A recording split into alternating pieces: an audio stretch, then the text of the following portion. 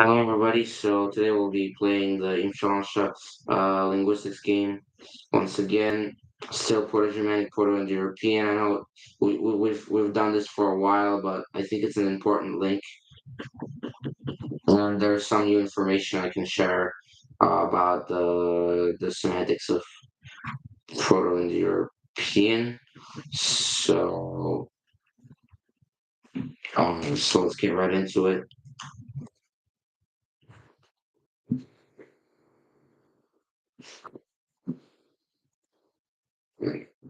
Um, Excuse me. It will. Okay, now it should be good. Okay, let's go. Let's see. Let's start the game. I want to use Proto-Germanic as the reference language, the ancestral of the Germanic language, and Proto-Indo-European as the mystery language looking back into the past. So yeah, hopefully the bot won't glitch. So let's begin your prime round. Okay, let's go. So easy, bear the BH in Proto-Indo-European simplifies to a B in Proto-Germanic. The DO in Proto-Indo-European simplifies. When we have DO, we have NA at that. Well, okay, I don't know. It stays DO.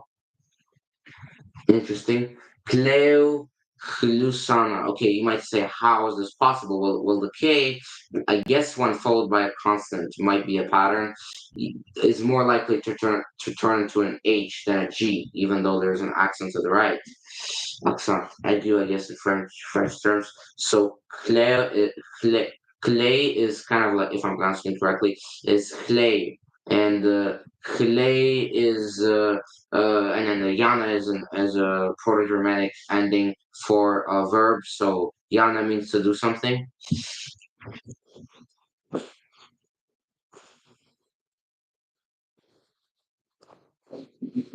Yana means to do something.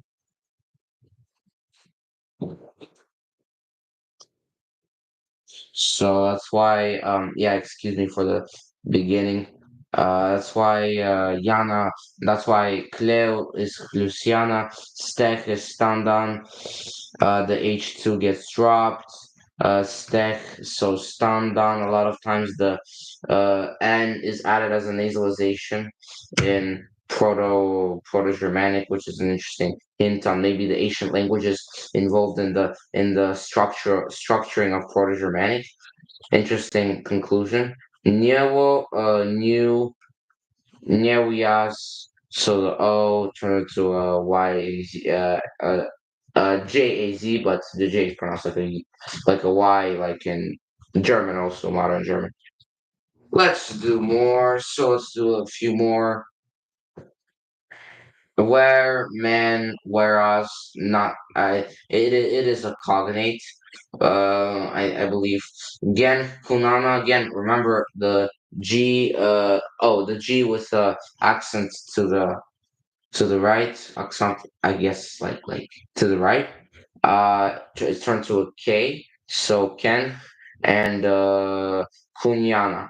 Kunyana is the result of that because it turns to Gen in Proto-Indo-European, turns into Ken in early Proto-Germanic, but then the refined Proto-Germanic form is Kunyana. So, if you want to take a moment to pause the video, and you can try to guess what words in English are related to this Kunyana Proto-Germanic root, and the meaning of the Proto-Indo-European root from which it came was to produce or to beget.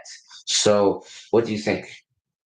Okay, first of all, generation come from there. Gen is the same thing as generation, and the result kunyana is actually the same. same word as kin in English. Kin, like a family, or king. So kin is like a kind, also kind as in being a kind of something, meaning I am of some kind of kind, meaning this is this kind of spoon or this kind of something. Kind also comes from the kunana root. You can we can fact check that a little later. And then and then kunyana also is to produce to beget in Proto Indo-European gen generation, in Greek generos, and Latin generation. I mean, Gallic language is also generation. And then Kunyana also became Kuningas in Old English, which became king in modern English. Kind, as in like a kind of something, like a family of something. Like I am of some kind of kind. It's kind of from the word kind comes from the concept of familial. Something is familial to something. Like I am a kind of this is a kind of computer. This is like a family, part of the family of computers. So it's a kind of computer. Like the root kin means family, king, and kind. So hope you found that interesting. Log, to lay down, to lie down. Ligiana, again, EW turns into excuse me, I. So the log in Proto-Indo-European, to lie down, the meaning, and Ligiana in Proto-Germanic, Devos means God, and Tiwas is also so Deus means God or celestial. So the word Deus turned to Deus in Latin, like deity, like the word deity in English means something in relation to a god. The Greek word Zeus actually likely also originates from Deus, meaning sky or god, because Zeus is also the sky god. So the word Deus itself comes from the word for day in in Proto-Indo-European, and day, the word for day comes from the word for day. The in English, the word day in English is also related to the word Deus in Proto-Indo-European, because that's where the word day comes from. And then the word day in Proto-Indo-European, devo or deus, something like sounding like devos. So like an ancestor of the root for God, because the God was usually associated with the sky or the daytime or the sun. The word for day comes from the root for to burn. So to burn something as to fire it up, like to burn, right? To burn. The word itself comes from some other but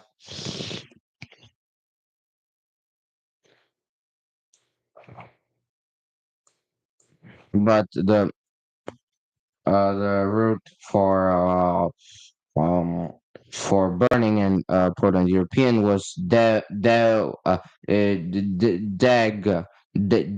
or dag. So dag, also tag in German, dag, tag, the same thing. Like dag meant to burn. So the day was the burning part of the 24-hour period of our rotation along our axis. It was the burning part. So when it's daytime, according to Proto-Indo-European logic, they associated daytime. They called daytime the burning one, meaning the one that burns. So daytime burns us because we are on the ground, which is actually literally in Proto-Indo-European, the ground is degrom, and the om ending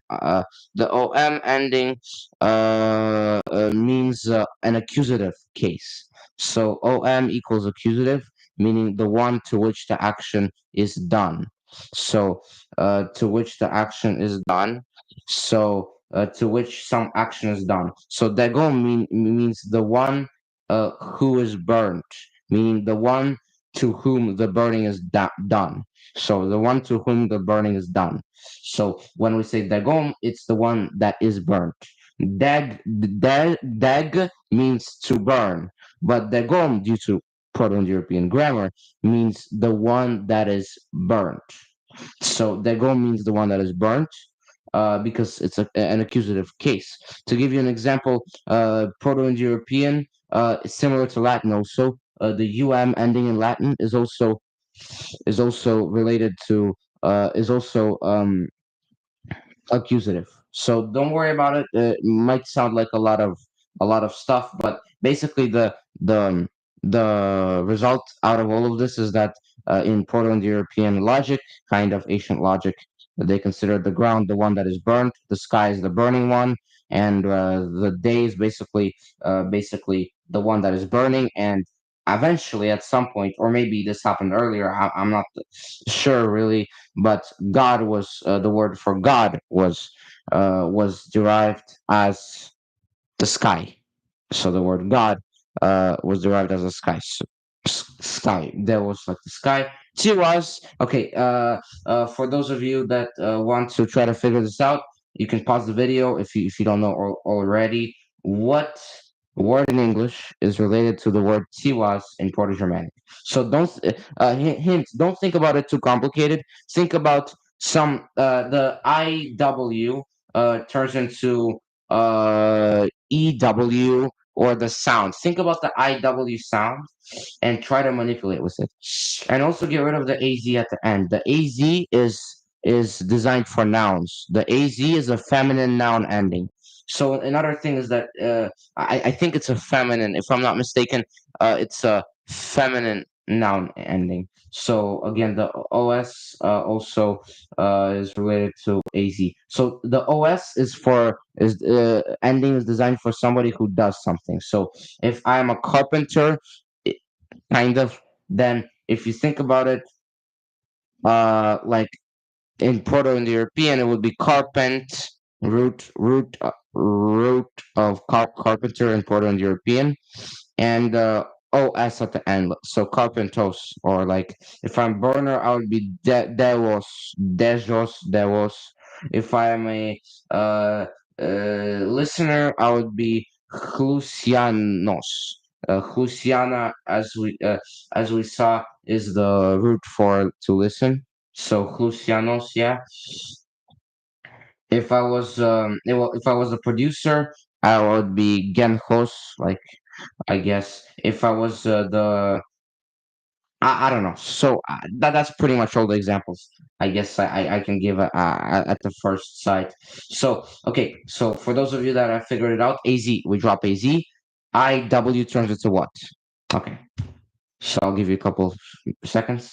Okay. For those of you that figured it out, of course it's the root that we were talking about. I mean, we are going to cover now is the common, like, the common root, and for those of you that want to see the continuation, uh, it's tiwas, iw. A lot of times turns into the u sound. So niwas in Proto-Germanic, as we saw maybe earlier, we saw it, if I'm not mistaken, is oh, they didn't give that. They gave Nyojana, they gave something else completely. But Niwas, for your information, is new in Proto-Germanic. Actually, this is a adjective ending. Sorry about that. I mixed it up. Feminine, I believe it's feminine adjective. So, uh, I know actually it's not. It's just they just put the feminine adjective ending for some reason. I don't know why actually. Or feminine noun actually. I don't know at this point. It could be either. I'll have to fact check a lot of things that I'm saying here. So yeah, yeah. Hopefully I'll do that on stream. So T was IW turns into UE. So the U sound. So Niwas is new. T was is tu Tuesday. So Tuesday is, yeah, it is in reference of the gods, and Tiwas indeed is one of the gods. I believe it's the god of war and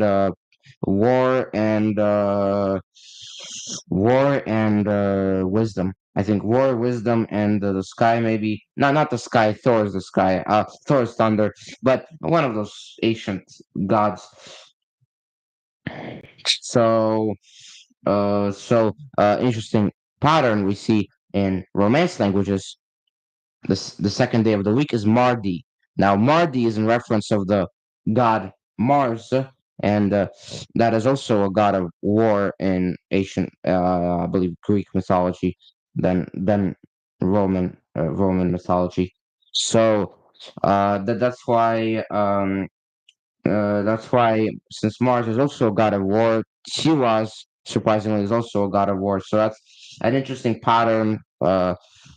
It's interesting if we could tell where it comes from. Hood, Hood. Again, the H1 gets dropped. The DH, just like the DH also turns into D. Turns into a D in English. No, I mean in Germanic languages. Some words in English are borrowed from Greek and Latin, right?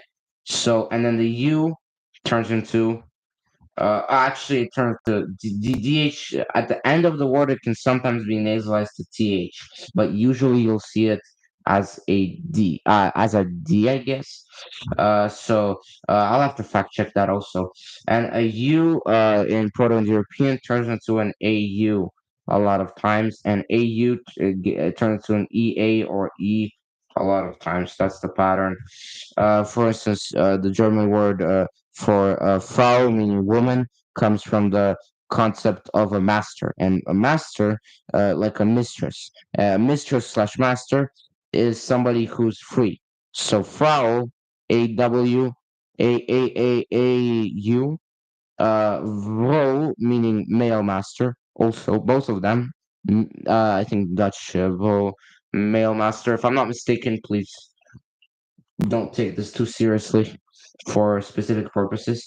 Vowel a u, so ow turns into e sound.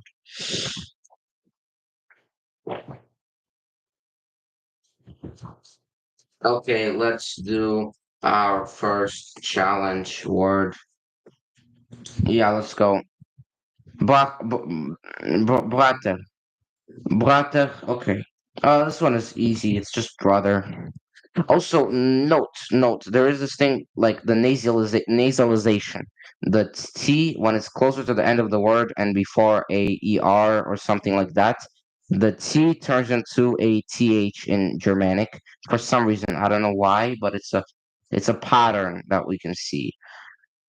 Brother. Brother, BH to B, as I said previously. And um,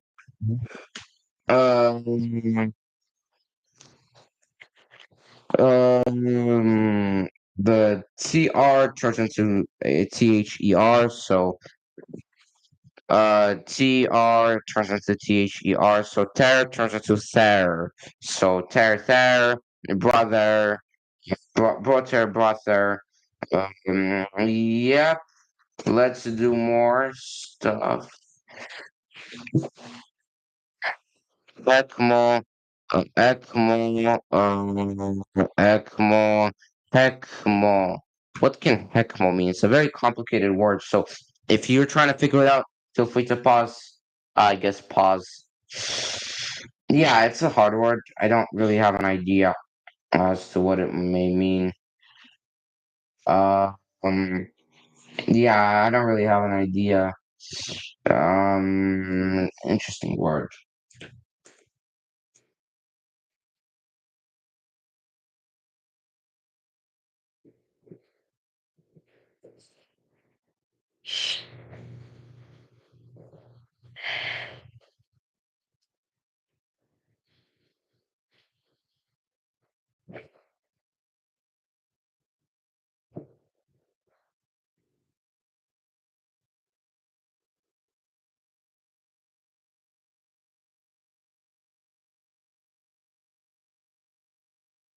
HECMO.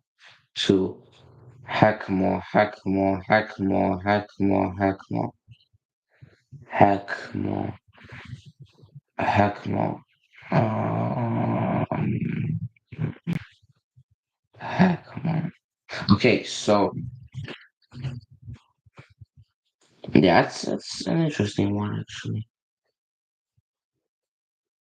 Nice to okay, K with the little hat on top. That's our main sign that something out of the ordinary is about to occur. So Ekma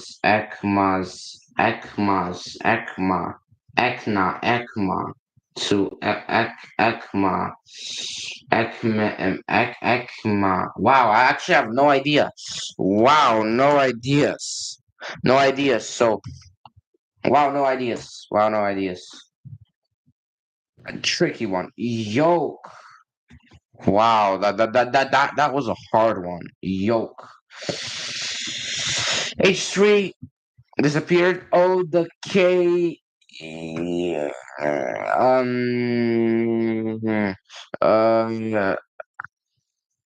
so K drops the K with the little hat on top, like the chapeau in French, if you know chapeau.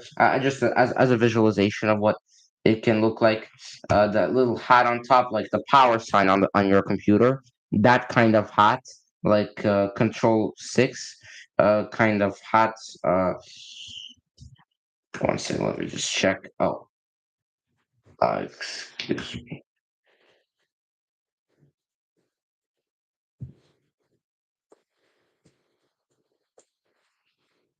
Excuse me. That kind of hat turns the K with the kind of hat as a power sign hat on your computer may turn into a J later in later evolution. So Yuka K's usually turn into an H. So it was possible for me to guess that a K would turn into a J, but I didn't guess it for some reason. Yuka, Hekmo, Yuka, and somehow expands into another case structure, and you get Yuka. So Yuka comes from the PIE word Hekmo for yoke, yoke being also a derivative of the Proto-Germanic Yuka. So the word yoke comes from the Proto-Germanic Yuka, the Proto-Germanic language, the ancestor of all the Germanic languages, and originally comes from the PIE, Proto-Indo-European, the ancestor of all the Indo-European languages.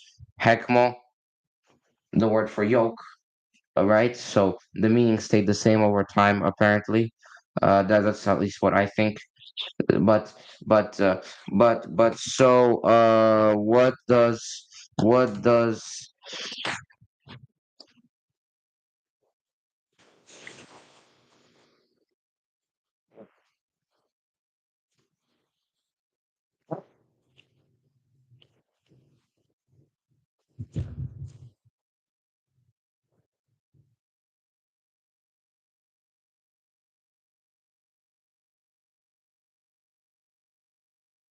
yoke mean in English? Eng-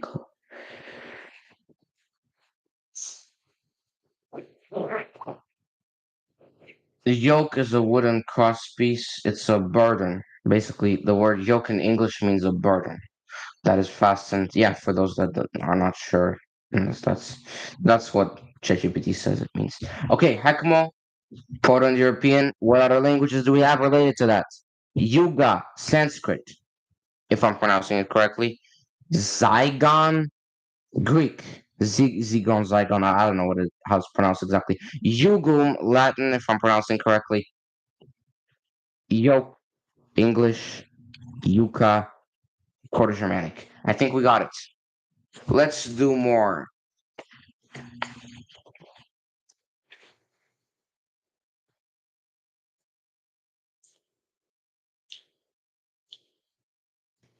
Ooh, I know this one.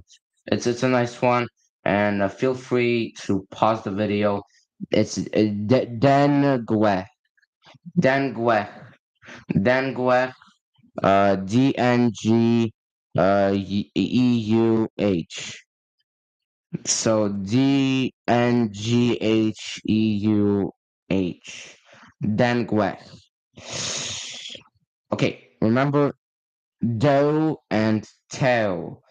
What happened to the D at the beginning of Devo, meaning God? It turned to Teal. So yeah, it turned into a T. Same thing here. The D turns into a T. The rest you can pause the video. Well, I'll give you a couple of seconds. Okay, we're good. Tangwech, GH turns into a K. Sometimes not, but in this case it does at least, and I'm gonna check some other things, especially when it's before a U that is like a like this like a U, like weh, like the rounded U at the bottom. Dengue, T tangue, right? Tanque, tanque, maybe. But this is here comes the part that is very hard to really understand. English likes to change D's and T's to THs. So it's actually thank you or thanks in English. So thank you for bearing with me on this beautiful etymological puzzle. It means thank you. Means thanks. But the word thank in English is related to the word think also. So think, consider. So thanks, think, consider. Oh, very complicated. Oh, Dengwek, I'm sorry. I led you astray. It means tongue. So again, the D turns into a T.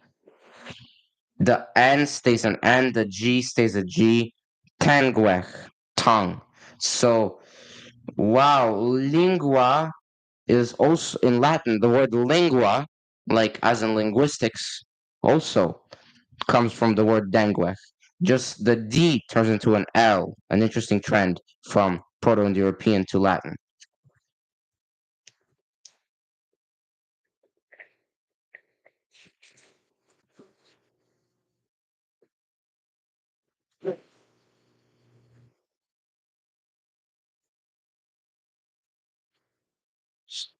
So, excuse me for a second. Lingua. So, are you telling me that the D in Proto Indo-European turns into an L in Latin? L in Latin, interesting. Oh wow! Oh, the D does not directly become L in Latin. So dengue, the PA root, if I'm pronouncing it correctly, dengue. This root has a nasal infix, and so dengue a nasal infix N and starts with a D, but that initial D is not retained in Latin. It's actually dropped or altered through the derivation. Latin lingua derived from a suffix or extended form of the PIE roots like denguex, which in Latin became lingua through dissimulation, analogical remodeling, insertion of I possibly from an interpreted form or intermediary deviation. So it's not a regular DL sound change across the board. No, PIED doesn't generally become Latin L. It doesn't. But when the PIED is followed by Proto-European is PIE, that's what it is. And PGMC is Proto-Germanic, just for your information. Sorry for not mentioning that earlier. So the Dengue, um, Dengue, um, so the DN when the D in Proto in the European PIE is followed by a nasal N, it becomes an L, lingua. Through dissimulation and analogical remodeling, possibly insertion of L, possibly from a reinterpreted form or intermediary deviation. So it's something complicated. Maybe it includes some ancient pre-Indo-European substrates in the in the Italian ground, because Proto-Indo-European was a language that came from, not from all over the Indo-European speaking world. It only came from the Pontic Steppe, which is just north of the Caspian Sea and south, I think, south of Russia, and like west of Kazakhstan, and yeah, like eastern Ukraine, maybe southern Belarus or something like that. So that's the region where it kind of came from originally, supposedly. That's the most accepted theory, at least. So that's where it kind of came from. It is believed to have come from. So also DNA testing has verified that most the common genetic makeup of people around the speaking who come from backgrounds speaking an Indo-European language have this DNA substrate from the Indo-Europeans. So the things that from the Indo-Europeans from the Pontic Steppe. So we have determined that the common DNA between all Indo-European speakers, for the most part, at least, is the DNA from the Pontic Steppe. So includes some Indo-Iranian admixtures and stuff like that.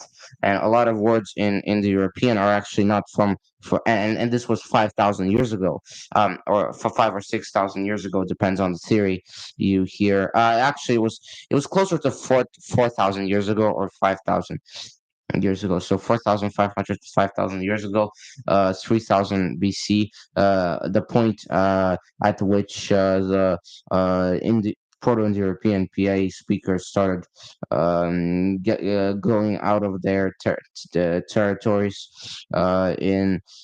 just in like going out of their territories and going to new lands like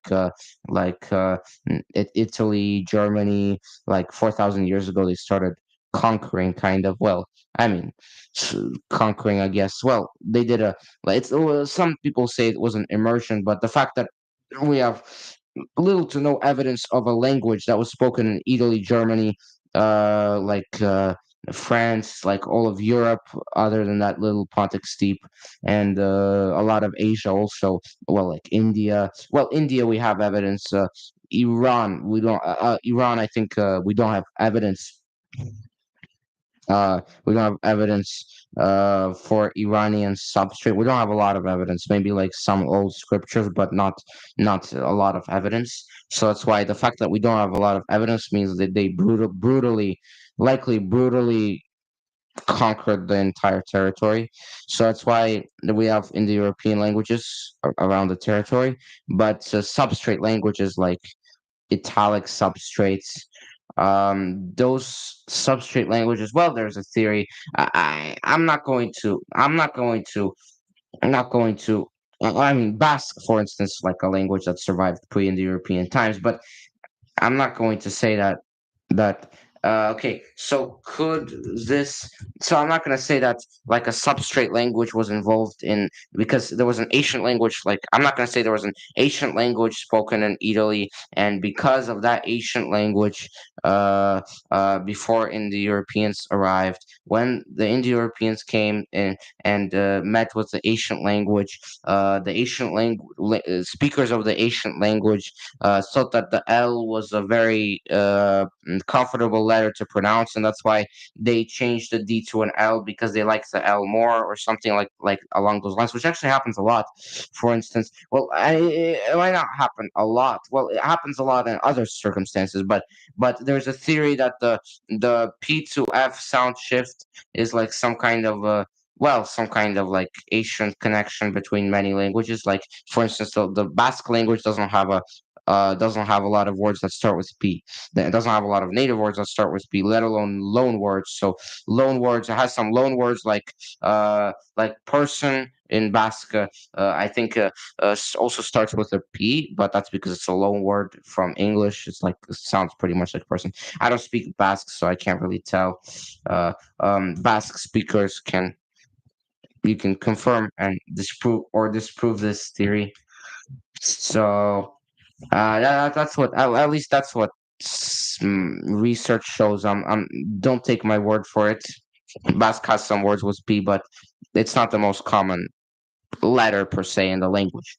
So that's why also we see P is very common in Proto-Indo-European, even in the name.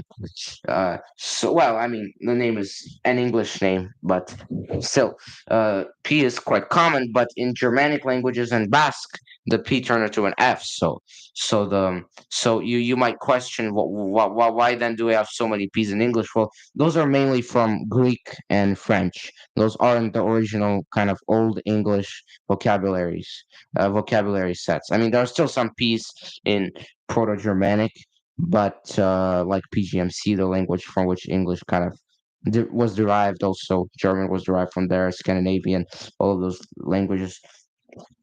That language didn't really have many P's, and didn't really have many P's. And the P's that were there were actually used to be P's because it came from Proto-Indo-European, but the P's in Proto-Indo-European were turned into F's in Proto-Germanic. So Proto-Germanic is like a language, like a, a, a, um, a descendant of Proto-Indo-European. It's a dialect of Proto-Indo-European, an accent pretty much of Proto-Indo-European. There are simple laws by which you can convert Proto-Indo-European to Germanic. Well, we're looking at that right now. They're not simple laws, but there are laws, meaning it's not impossible. And yeah, I mean, so yeah. So a little more background. How do we know? Well, there's some analysis like the I think basically what you would get as an answer like on a Google search on how do we know that. Of course, I'm not the one who's gonna tell the specifics because I don't know them either. So most likely. So but the common like answer we can get is like we just took some scientists took the average between the languages. They kind of compared the languages. They understood what features are the same in the languages and what features they did like a mathematical modeling of it, and they calculated the features that are the same. And what kind of goes along with the fact that the Proto-Indo-European model is very precise. So the little details that we might not know are very limited. Is that Proto-Germanic was also like made out of a model, if I'm not mistaken, was also made out of a Proto-Germanic, a language that was spoken around like 2,000 years ago. It's like 3,000 years ago, maybe. Also started being formed. Proto-Germanic is also a averaging kind of a model of all of the Germanic languages: English, German, Scandinavian, Belgian, Frisian. Frisian, by the way, like they call it the closest relative to English that is not really an English dialect or something. So very close to English. All the Scottish languages, Icelandic, Norwegian, Swedish, and Finnish is not Finnish is like more Uralic, if I'm not mistaken. But of course, there are some influences around the region from both places, and also I think ancient, like older Yakov culture. Yakov culture is a culture that likely spread Proto-Germanic, and they were based around southern Norway and northern Germany, and they spread the Proto-Germanic language all the way to Poland. But now Poland speaks a Slavic language because the Slavic language replaced the Proto-Germanic language over time. So basically, the fact that that the scientists uh, were able to make an averaging model of uh, of all of the Germanic languages and get to a result that was very similar to the averaging model of all of the Indo-European languages. Because bear with me, the Indo-European languages, the averaging model between the model that compared all of the Indo-European languages and came up with the proto-language from which they all derived, like the ancient Indo-European language that split into all of these different branches. was just one step away from becoming one of those branches. So one of those branches is literally derivation, like an accent of Proto Indo-European, where some letters are pronounced and other letters aren't, but it's pretty almost the same language. So one of those branches was Proto-Germanic, and surprisingly, there are simple laws that can be followed to figure out the Proto-Germanic form of pretty much any Proto-Indo-European word. The reason why we don't see all of the Proto-Indo-European roots in English is more because of the loss, because English did not retain all of the Proto-Germanic roots, but some Proto-Germanic roots are indeed were indeed not from Proto-Indo-European. Some Proto-Germanic roots were some Proto-Indo-European roots indeed did not come into Proto-Germanic. There are a few theories that some Proto-Germanic roots are not related to Indo-European words, but I'm not gonna speak for that or against that. But this is very uncommon, extremely uncommon, and well, there are a few words like the word seal, which I would say is just something that lives in the sea, and the word sea. One second, I have to check something. Does the word sea come from Indo-European? Yes, the word sea does come from Indo-European. Oh, sea.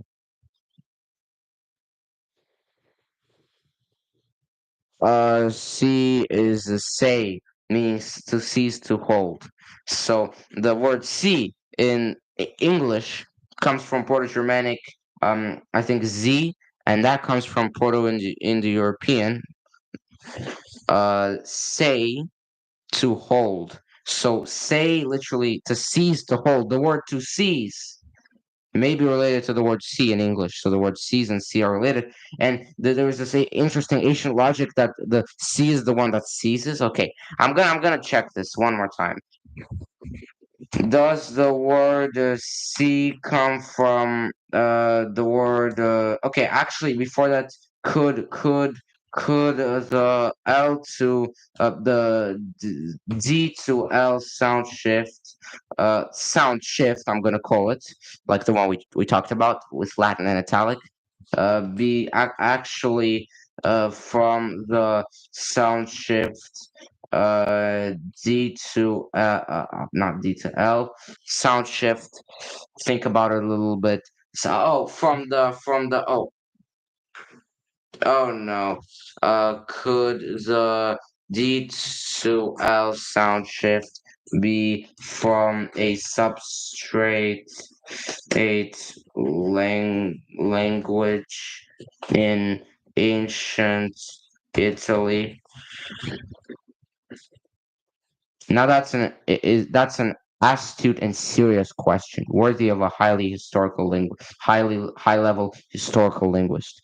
So, could the apparent D to L shift in cases like lingua be from a substrate language in ancient Italy? Yes, possibly. So, as I said, it's possible. I'm not speaking for it or against it. It is a sound shift. It is strange, and it makes little to no sense. The D to L sound shift is a. I mean, like just visually, like P to F. You can imagine P to F. Like if you pronounce P very quickly, like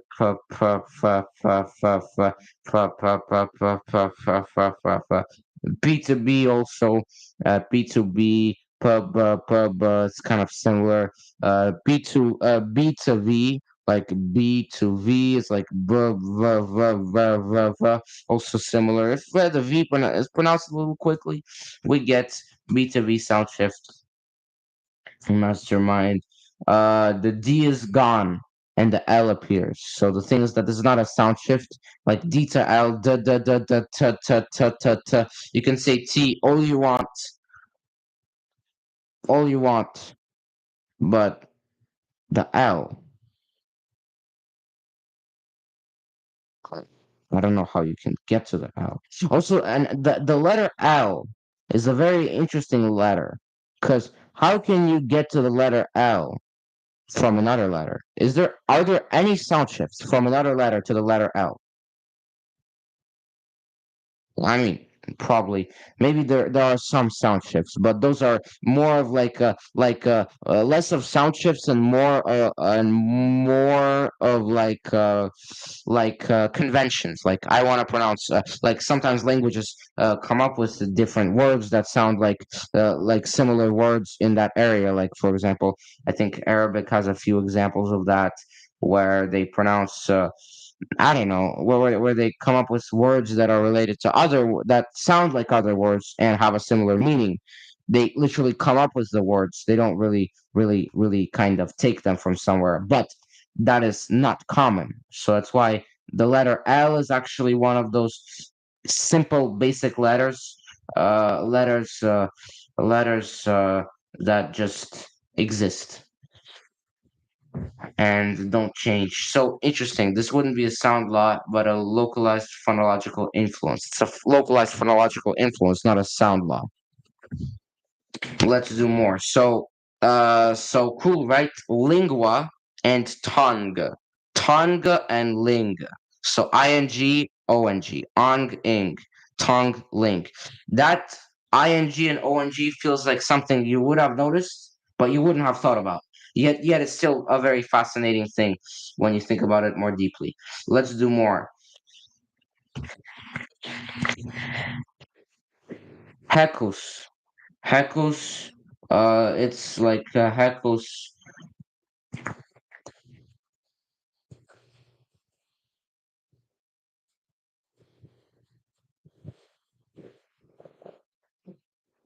Okay, Hecus. Let's look at what words we had.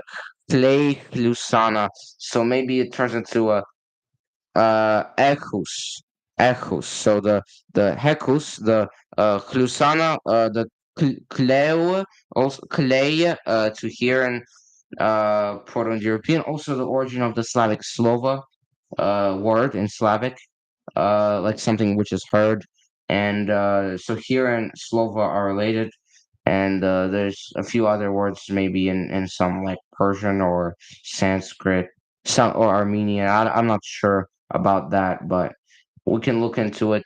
Uh, Hecus, Hecus. Okay, H2 gets dropped. H2 Hecus, so it's Ecus, Ecus, Agus, Agus. Echos. Echos. So it's actually echos. So Ehus. Echos. Echos. Maybe it's but UZ. Oh, apologize. US.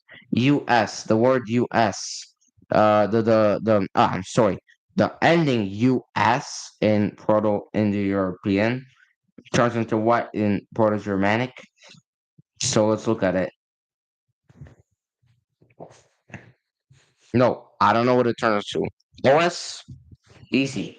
AZ, Tiwas, Devos, Tiwas, God Celestial, easy. Easy peasy. Lemon squeezy. But US, that's a tricky one. We don't know. I'm not sure what it turns into, per se. But,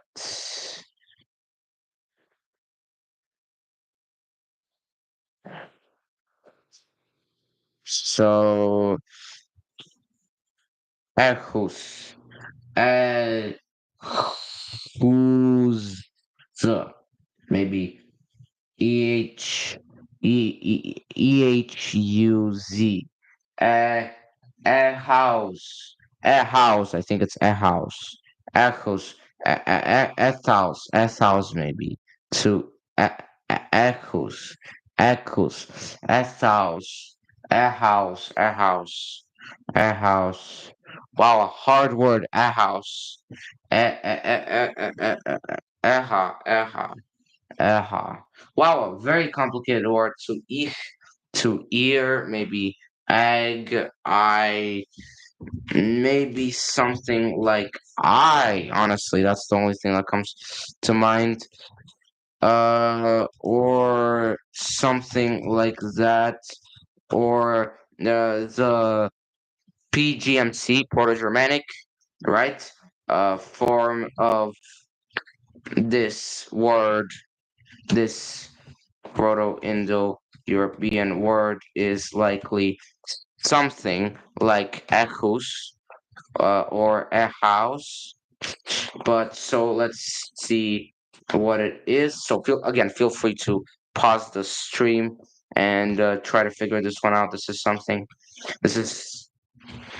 probably something very easy when you know the answer, but the elegance I'm sure will be shocking, or maybe it will be a tricky one.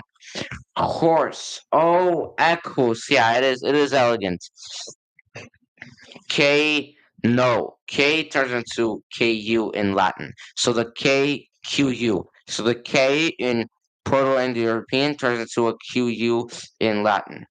So echoes would be what? 3, 2, 1. Echoes, of course. Latin for horse. So that's why Latin echoes is a way of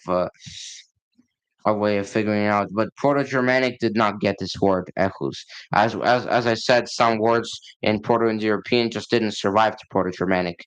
They just I don't know. We're not sure why. Maybe Proto-Germanic did not like the way that the words sounded, and they didn't take them as their native words. They said that maybe that they just didn't really they weren't used to the way that the word sounds, so they didn't take it.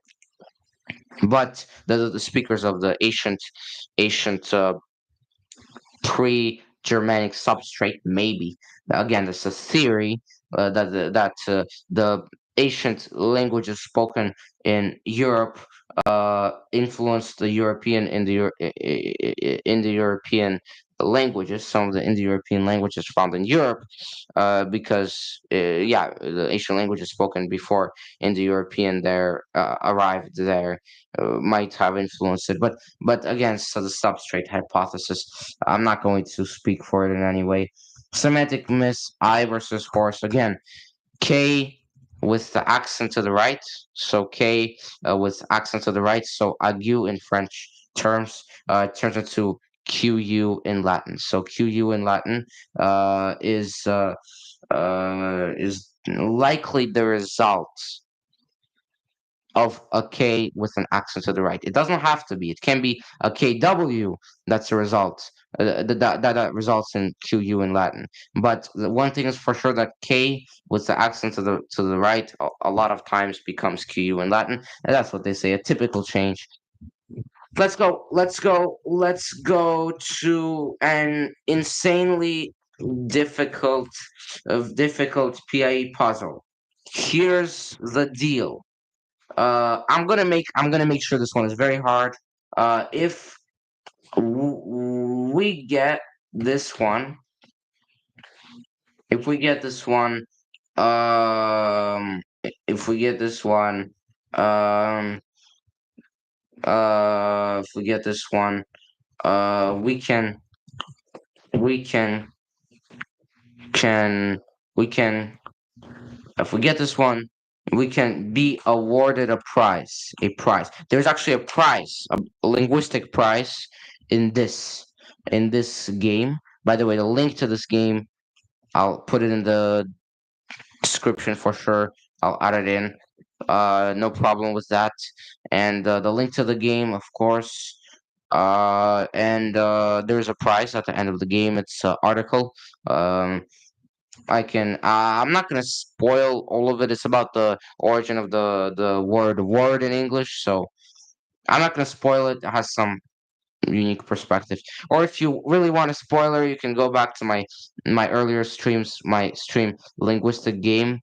Linguistic game. Literally. Literally that stream, and it has the article, and yeah, also yeah, also if you may need some kind of second reference to the link for this game, that video in the description, also link to the game in that video, we can be awarded a prize. Let's go.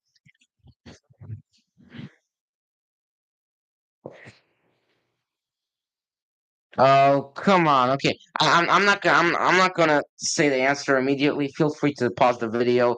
This one is very rewarding. It's gonna be very rewarding if you when you get it right, or when you realize the answer after thinking about it, or when you hear the answer after thinking about it. So it's rewarding. It's gonna be interesting, rewarding, and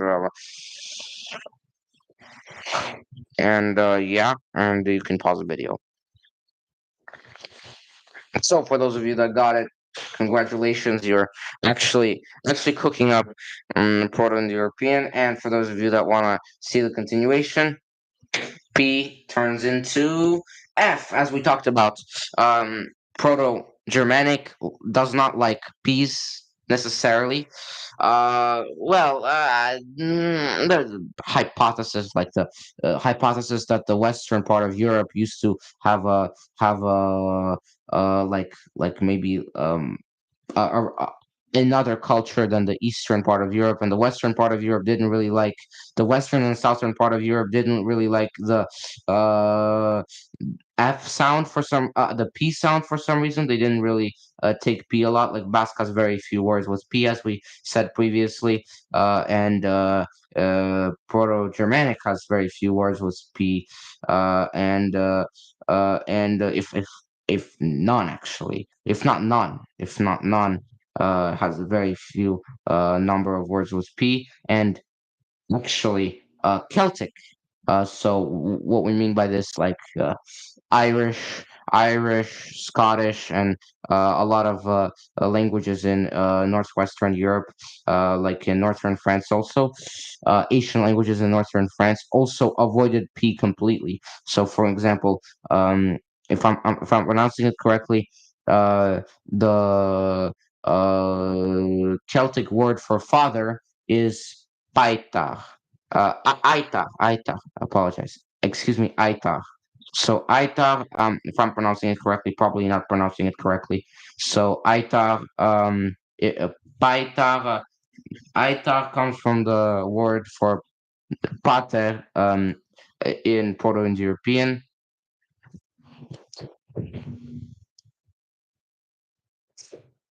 Pater in Proto-Indo-European, but as we can see, the P was dropped because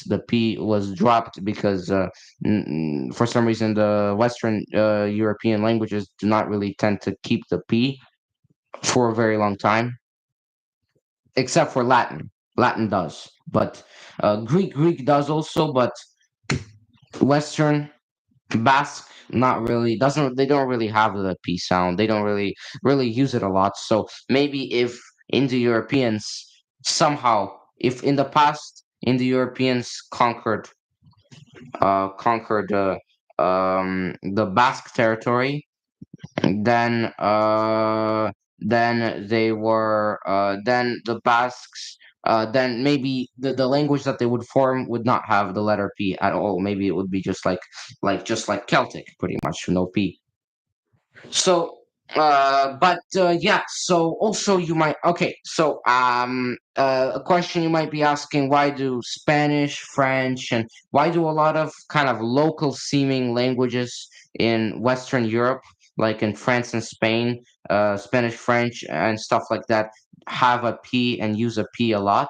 The reason for that is that the languages in Western Europe a lot of times were influenced by Latin. So the French language, for instance, was highly influenced by Latin and is a Romance language, in fact. And right, it's like a vulgar Latin form, at least in the past. Some people, well, not nothing, nothing negative, but just it was influenced by Latin. So, uh, and I quote. About the vulgar Latin part, that's the uh I guess, scientific term used by some people to describe Latin around the world, like Latin being used around the world. But of course, so the P survived. The P was kept in French because it came from Latin, and Latin keeps the P, which is kind of interesting. And we don't really, I mean, according to the hypothesis, like I think Gibberman hypothesis, Gibberman hypothesis, like about the Western European and Eastern European differences, like maybe even in religion, a lot of times matriarchal versus patriarchal religions. Um, according to that,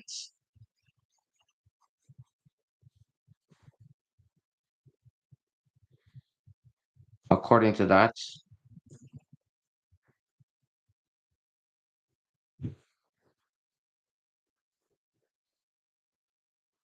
according to that, according to that,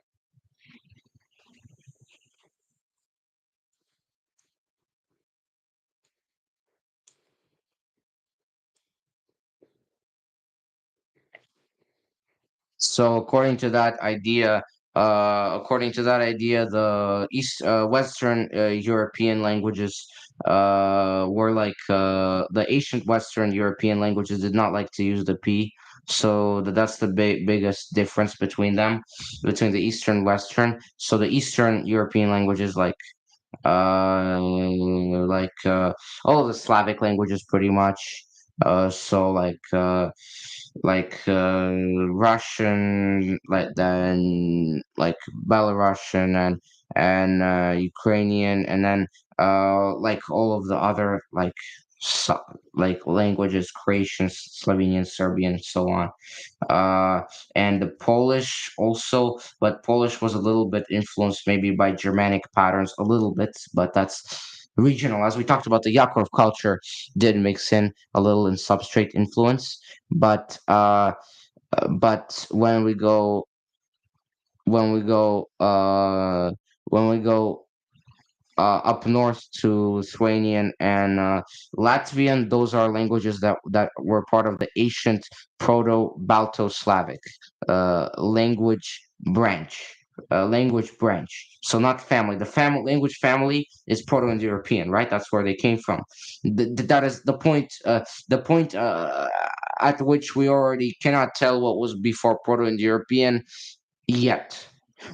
So still some research going on that subject.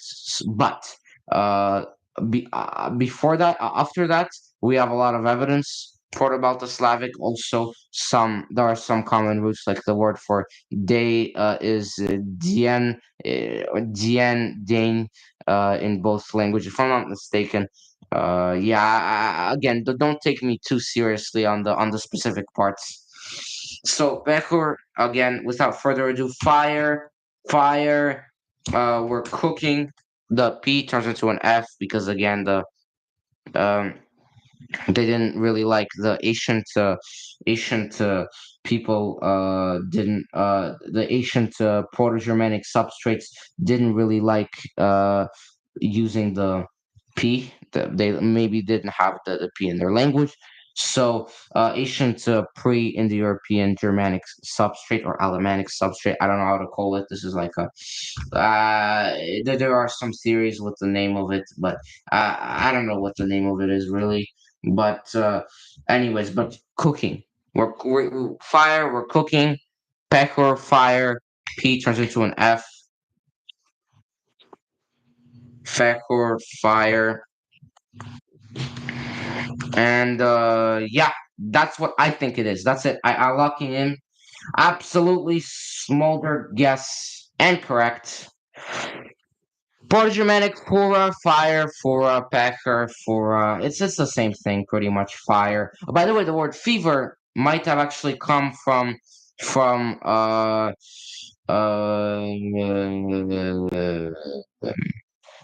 the thing is that the word fever actually comes from the same PA root as the word fire. So all of these languages, Italian, right, Germanic, Italic, Germanic, all of these little Celtic branches, Gothic, most of except Basque and some Uralic languages, most of the languages in Europe, of course, have roots from Proto-Indo-European.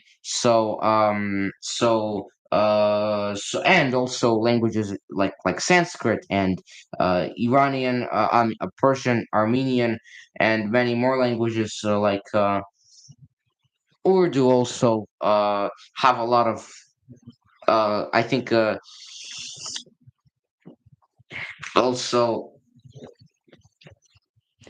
Kurdish has a lot of branches. Not the Turkic languages, but like Indo-Iranian, Kurdish, and Armenian, and Sanskrit also part of, and Urdu also part of the Indo-Iranian branch. Farsi also. All of these languages have strong roots in Indo-European, Proto-Indo-European, and that's why the thing is that the word fever comes from a Latin root. So it actually comes from Latin. It came from doesn't come from Proto Germanic PGMC. It actually comes from Latin, so it comes from Latin, but Latin also comes from Proto-Indo-European. So it's a double way path to Proto-Indo-European, and the word fever comes from the same Proto-Indo-European root as the Germanic people took to make fire out of. So pecher also likely, or a root that's grammatically similar to that one. Also, interesting fact. Um, Oven, the word oven in oven, the word oven in Russian, I believe, or Slavic languages in general. Pech, pech also comes from pecho, because pech was said as pech is an oven, or like a fireplace, maybe in common understanding. And page comes from the word pechwer comes from the word pechor comes from the root pech, meaning fire, meaning oven or fire, or or burning.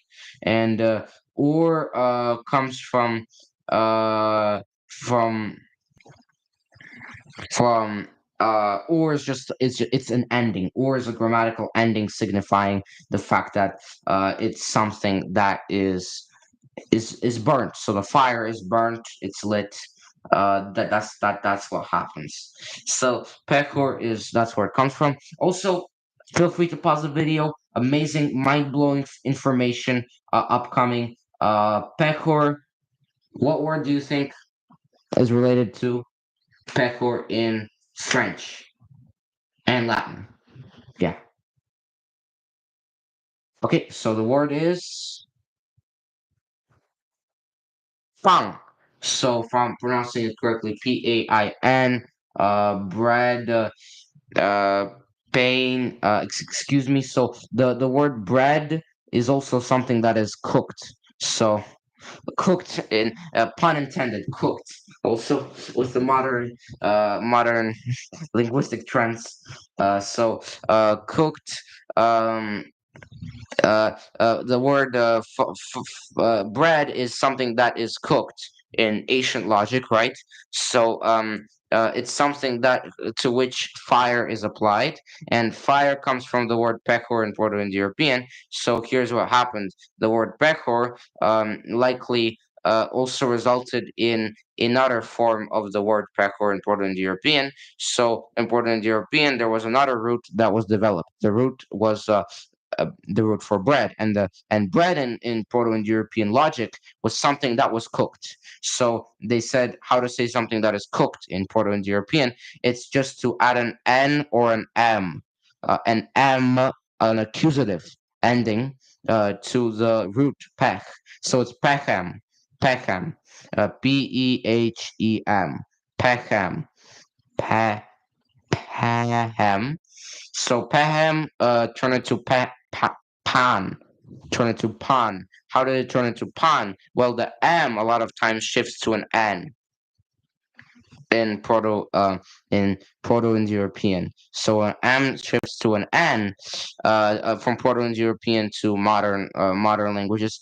M shifts to an N. So Paham turned into Pahan, and that's the M to N shift. The M, like, if I'm just to pronounce it correctly, M to N. So M to N, just on the screen. Shift Shift is a common one in languages like Latin and yeah, those languages. Latin. So pang, uh, bread comes from there also. So excuse me, give me a second. Words in English that come from pang, pang, pang. That come from pang, meaning bread. So panis. Company, the word company. I'm sorry, I should have thought of that a little quicker. The word company is literally means the place where you have bread with somebody else. Pani is bread. Com is with. So kumpania is having bread with somebody else. So company is the group of people that have bread together, quite literally in Latin. So yeah, that's crazy. Russian page, English fire, also fever in the mix to some extent, and to top it all off, company. So yeah, this is just amazing. So let's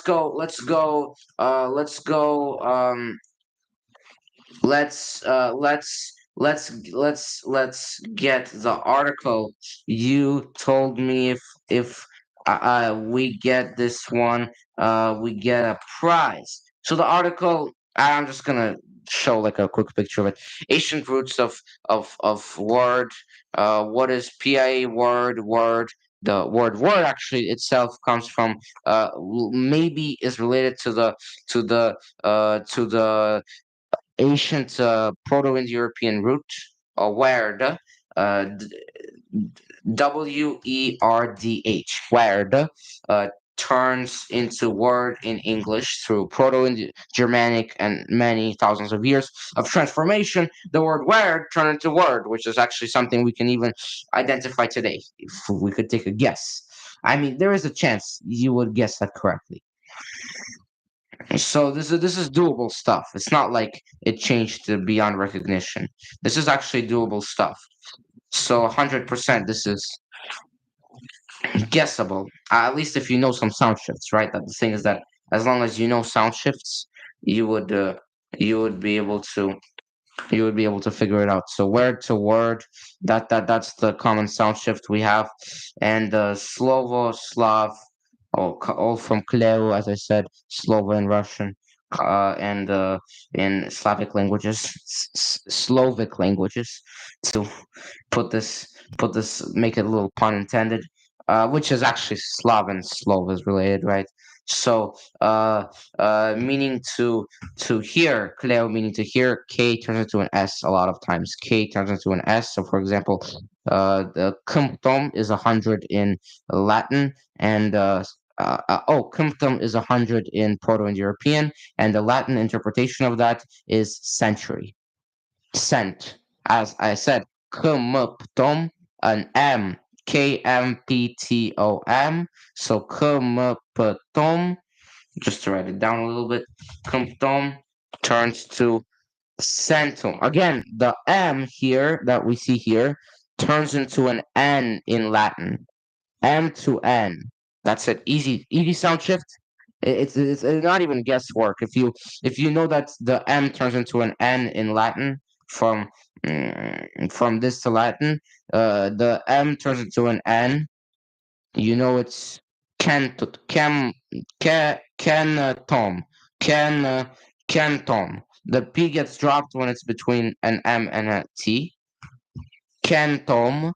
Cantom, if you still didn't figure it out, K to S. Centum, centum, same thing. That's it. And also UM is the way that Latin takes the OM. The OM in Proto-Indo-European turns into a UM in Latin. So you literally have a Latin word. All you have to do is just to translate the Latin word centum. That's it. It's like it's not even guesswork. I mean guesswork. Yeah, it's not guesswork. Well, it is a hard duty, but it's not guesswork. to some extent, you can definitely guess it. So, I mean, at least with Kempton, there are of course a lot of things that are very uncertain about this. So I'm not gonna say anything, but at least with things like Campton, like the thing that we're doing right now, that's for sure not guesswork, because a lot of things are probabilistic, like in like realms of substrate languages, like so far probabilistic until we actually know for sure, but these kind of things are likely to be it's possible to guess, meaning you have a chance. So um the word actually comes from so um the word might have come from the root where, meaning truth. So where, wer, um means truth. So Latin W turns into a V, so W to V, from Proto-Indo-European to Proto-Italic. The like Proto-Germanic is the ancestor of English, Proto-Italic ancestor of Latin Romance languages. A lot of extinct languages like Umbrian, Sabrinan, and many other languages. Sabrinan, Umbrian. Yeah, a lot of those kind of languages, a lot of extinct languages that are kind of the siblings of Latin that got extinct. Um, Umbrian, Umbrian, yeah. Again, excuse me. So yeah, excuse me. I'll have to just remember what the main point was about, because yeah, Veritas, Latin, W turns into a V, so W where turns into a V. Ver, ver, ver, ver.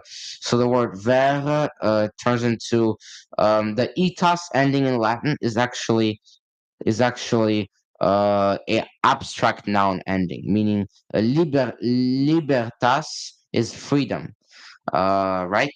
Veritas is truth, so it's an abstract noun ending. Itas is just a grammatical ending, right? So ver, Latin word, Latin root for truth. Ver, Latin root for truth, and ver meant truth or belief. So the word in English comes from word, which deeply ingrained into the logic of Proto Indo-European. There is this idea that words are related to truth. So literally, the Proto Indo-European word for word, meaning where, pronounced like word.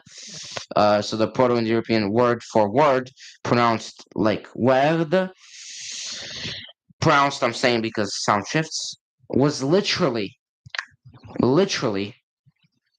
meaning the truth one, or something I believe in. So there is a big link between the word and belief. So again, the dh sound is added at the end. The dh word, or wers, if I have to pronounce it perfectly right. Wers maybe in some context, but not in all of them. By the way, another example, to believe in Slavic languages, particularly Russian, just not to mix up with any other possible roots for to believe, is verit, so Verit, soft sound. So ver also, vera, verit, verit, verify also, word in English from that root. So same thing. Root in many languages. Veit, verne is a person who's loyal, like that you can believe in that sense. And yeah, actually, that's pretty much it. So yeah, so then that's the prize. I'm gonna put another prize into the game, so to keep it little to keep it surprising, I'm gonna put in another prize into the game. I'm currently working on some articles that like this one. This one is disclaimer. This one is a little AI generated. It's totally AI generated actually, but the next one won't be. So uh, hopefully, the next one won't be AI generated at all. It will be. It will be. Yeah, it will be just original. But anyways, so then I hope you enjoyed something. Enjoyed the video. Hope you uh learned something. Um, bonus fact. By the way, congratulations for making it to the end. I know it was a very long, very long journey and a very long video. That was pretty much, yeah, very long video. Um, yeah, that was a lot of information. So,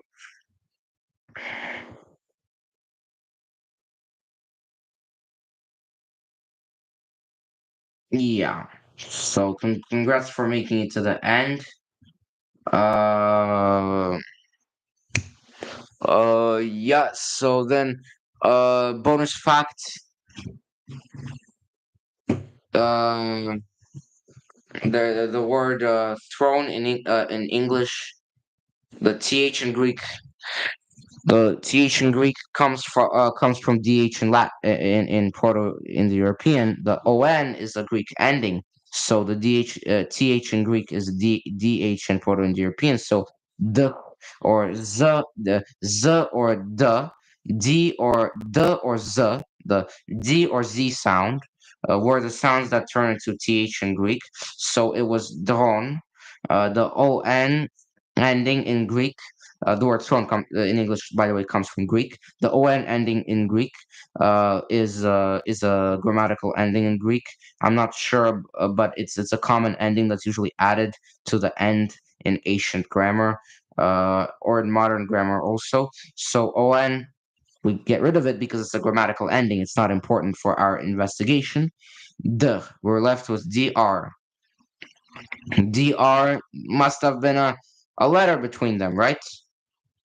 And there was an e between them. The throne, the drone or throne, the thr being combined is just because of Greek sound shifts, because of Greek simplification.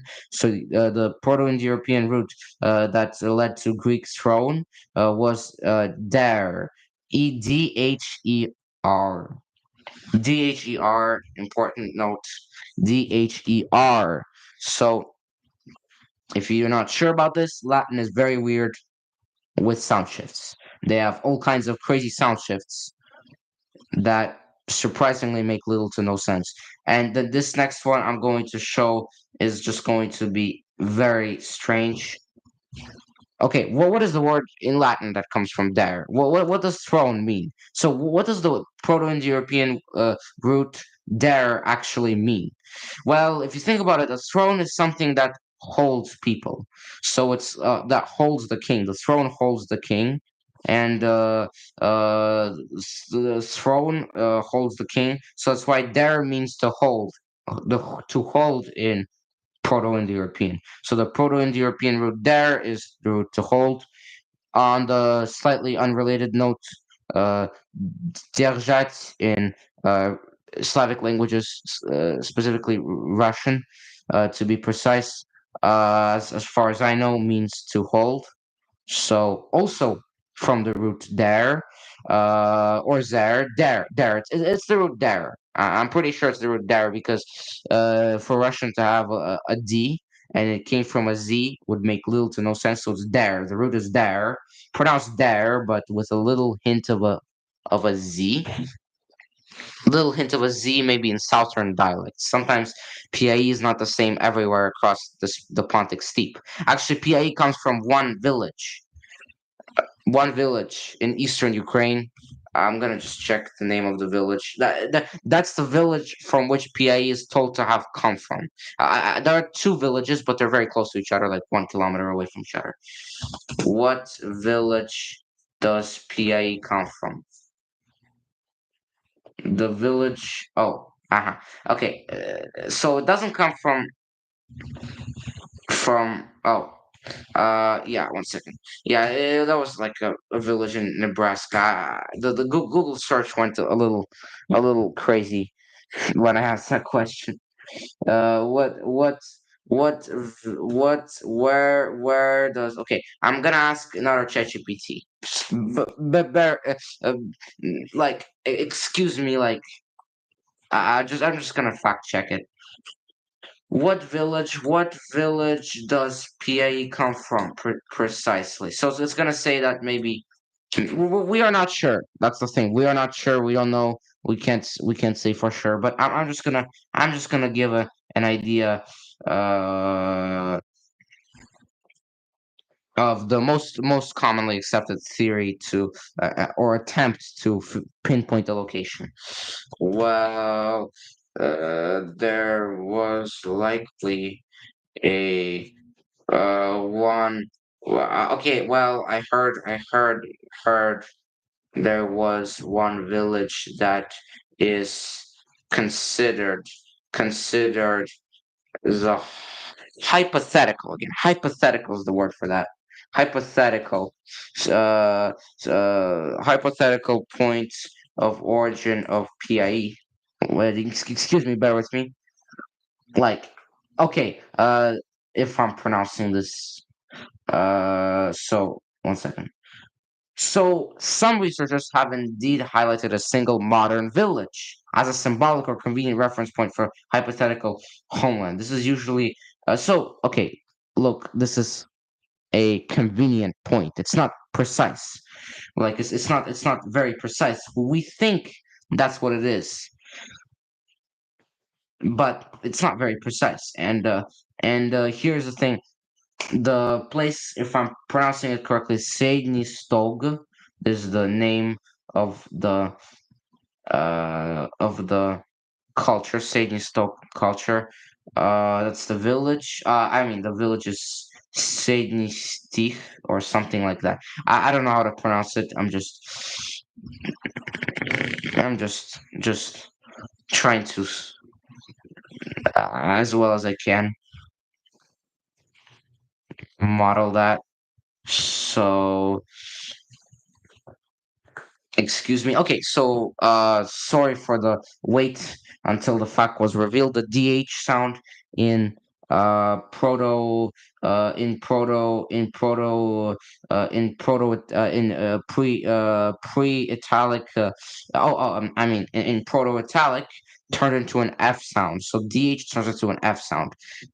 How in the world would a D turn into an F? That makes little to no sense. I mean, unless it's a Z or a V's of a F. But the common theory is that, again, might be a substrate influence, an influence from ancient pre-Indo-European Italic languages somehow building into the DH to F sound shift. But we're yet to discover that. If we are going, it's yet to be discovered if it is going to be true. If it's going to be true that there is a substrate influence, it's yet to be discovered. Maybe it will be disproved. Actually, we're not sure because complicated sound shifts. So, in any case, you can pause the video to check out uh, what this root faire might, or der, the dh turns to an f. What can it be in Latin? So in the meanwhile, I'm gonna do some research to make sure that I'm not just lying. Uh,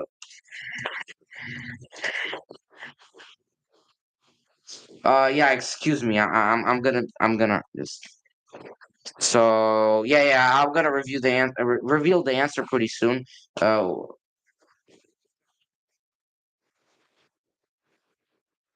so again, the DH turns to an F. So if you okay, oh,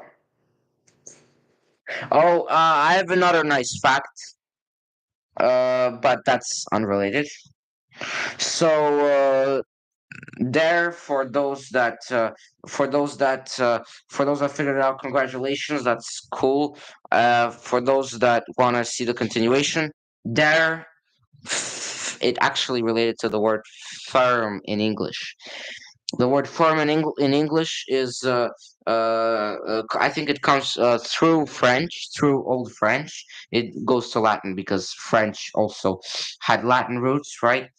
uh, for the most part. So through Old French, Latin, firm. If you notice, the is literally makes the sound. Firmus, firmus meaning firm, strong in Latin. Firmus, firm, strong, solid. Uh, firm in Latin. Uh, also has roots in in the Proto Indo-European root of der. So from the Russian word derzhat, the Greek word thronos, I believe, and the English word and Latin word firm all have the same the same the same PAE ancestor. That mind blowing stuff. By the way, for those of you that are curious, ferrum, Latin word ferrum, of course, the word for iron, comes from guerum, guerum, PAE guerum, or guerzom, meaning iron or metal. Guer means to burn. What words do we have in English that come from the word to burn? Guer in PAE. We have warm. The word warm actually comes from the root guer. Also, the Russian word zhar comes from there also. Zhar means hot in Russian, as far as I know. And zharki, hot. Guer, uh, guer, also to heat, to burn. Warm, also to heat, to burn. Warm is also related to that through PIE. So there you have it. Oh, by the way, what's up with all of the M endings? So the M ending is actually, as we talked about at the beginning, the accusative case. So the accusative case, the one to which the action is done. So guerum is the one which is burned. Ferrum in Latin means iron. It comes from ferrum in Proto-Italic, which itself is derived from guerum or guerdom, which which means the one which is burnt. So iron, so because the om ending is an accusative ending, so iron is literally in PIE. Iron comes from the Proto-Indo-European root, meaning the one which is burnt. Interesting, right? How it's all connected. GWH also turns into an F. As you can see, some cognates include yarn, yarn in Old Norse.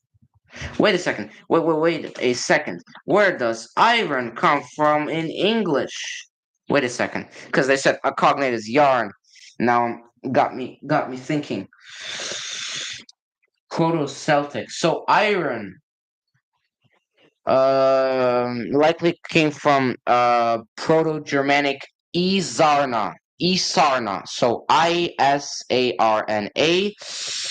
The A ending is a noun ending. So Isarn, iron. So the A ending was dropped. So Isarn, iron. And that likely came from the Proto-Celtic word something like Izarpo, Izarno, meaning Izarno, I'm sorry, meaning holy metal or strong metal. Proto-Indo-European root, ace, meaning strong, and is or is. meaning blood reddish, perhaps referring to the reddish color of iron rust. So Proto-Celtic, of course, also Indo-European languages, full stuff. So yeah. Anyways, so then, um,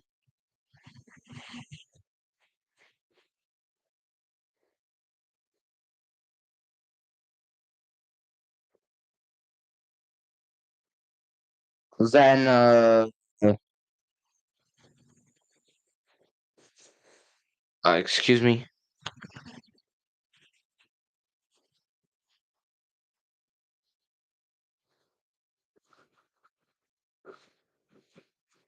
So then basically the that's the thing with the word iron and some other words. So yeah. So then I hope you enjoyed the video. Thank you very much. Impressive. Impressive. If you got to this point, that's very impressive. So then, thank you very much. Hope you learned something, and then see you in the next video. And then yeah. So see you in the next video. If you like this content, then yeah.